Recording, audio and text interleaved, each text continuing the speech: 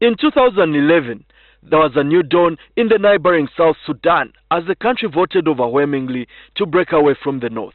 Juba, the emerging capital in the south, had been built on top of the ruin of a devastating civil war.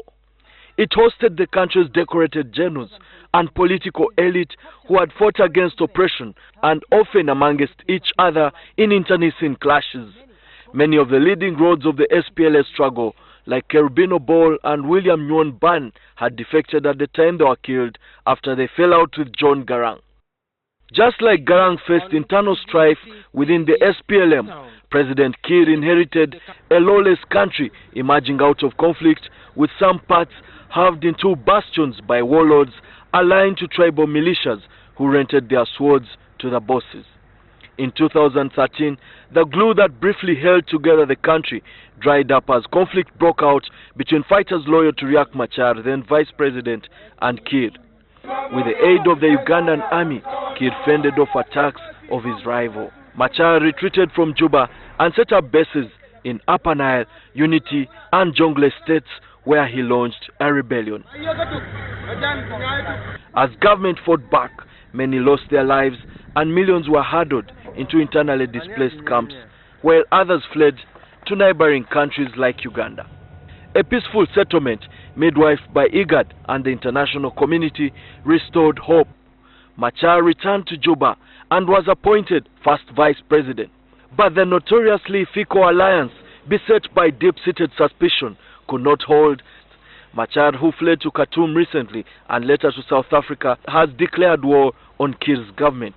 A statement issued from Khartoum in September partly reads, "We call for reorganization of the SPLA in opposition so that it can wage a popular armed resistance against the authoritarian and fascist regime of President Salva Kiir in order to bring peace, freedom, democracy, and the rule of law in the country." He was replaced by Taban Deng, who is from the Nuer ethnicity, in the transitional government of national unity. Those sections of the SPLM in opposition has rejected Deng. The international community, including the US, has accepted him as Kiir's deputy. In his assessment of the prevailing security situation, the General Chief of Staff, General Paul Malong, says the problem of South Sudan was Dr. Riek Machar. The issue of insecurity was only Riek. And if Riek is out, then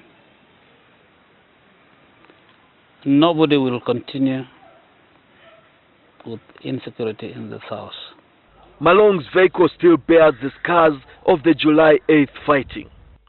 Some experts claim Malong yields a lot of influence and he is the real power behind the throne. Immediately I got a call from President. President was inside the palace. "Where are you?" I said, "I'm around and I'm moving." And I came.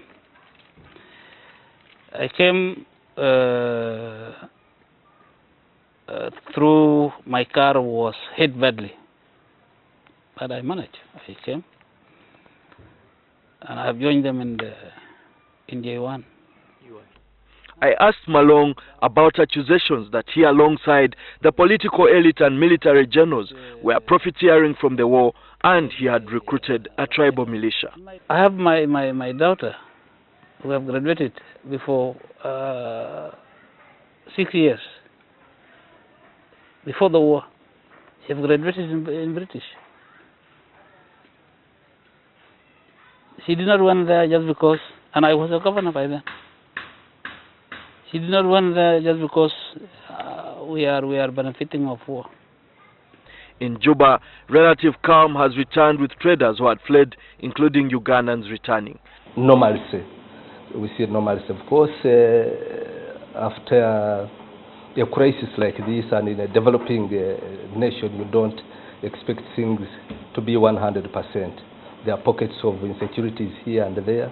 However, in eastern Equatorial States, another Redgate General, Martin Kenyi, says he will fight the government of Kiir. Malong claims there's a conspiracy by Kenya to launch a rebellion that seeks to expand its influence beyond Juba towards Uganda and the DRC. The rebel group may join up, assuming that South Sudan is weak, and this is where they can come and take it over, install Machar here. Then from here, they will march to Uganda, they will march to Congo, because there are elements of Congo, there are elements of Uganda, and the element of South Sudan. He has a group. We are aware he has a group of about 300 to 400. So Ugandans have to be careful in any case. Ugandans must be careful not to be lured. Security experts believe the neighboring state of South Sudan is a buffer to Uganda, and any pockets of insecurity could pose challenges.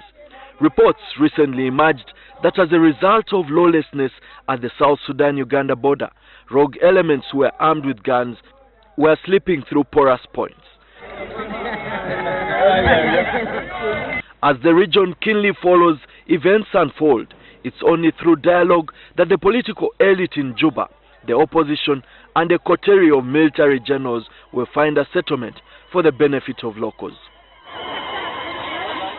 Here at All Saints Cathedral in Juba, the citizens pray for peace to prevail.